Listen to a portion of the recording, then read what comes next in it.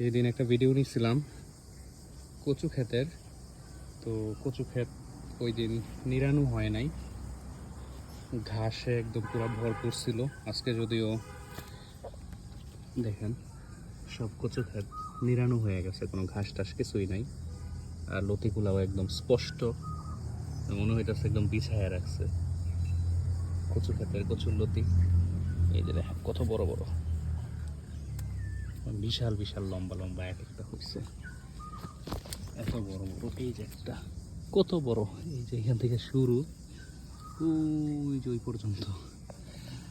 ক্ষেত নিরানোর ফলে এবং একটু পরিষ্কার পরিচ্ছন্নতা হয়েছে, যেমন কিছু মরা ধরা পাতা ছিল এইগুলা যখন করছে পরিষ্কার করে ফেলছে, এখন একদম স্পষ্ট হয়েছে। এই যে এক একটা গাছ কত বড় বড়, কত মোটা মোটা হয়েছে।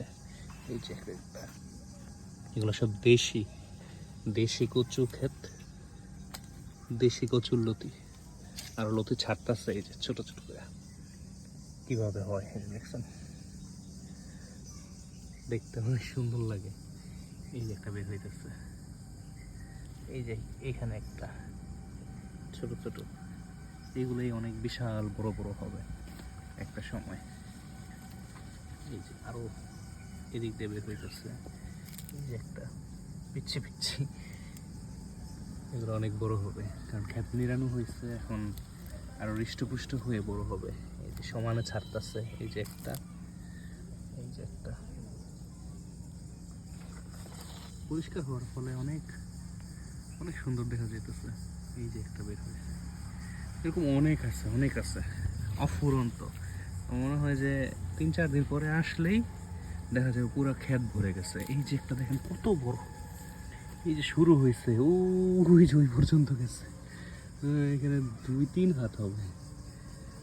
খুব ভালো লাগে আসলে এ ধরনের ফসলের রেজাল্ট দেখলে। এই যে একটা অনেক সুন্দর সুন্দর ক্ষেতটা পুরোপুরি যদি দেখায় তাহলে এই যে এরকম, এই যে শুরু অনেক বড় বড় হয়েছে, আমার সমান বড় হয়ে গেছে। ওই যে এইগুলা আমার কাঁধ পর্যন্ত চলে আসছে, অনেক বড় বড় কচু গাছ হয়ে গেছে। এটা অনেক বড়, মোটাও হয়েছে, অনেক বড় হয়েছে। কচু ক্ষেতের কচু পাতার পানি।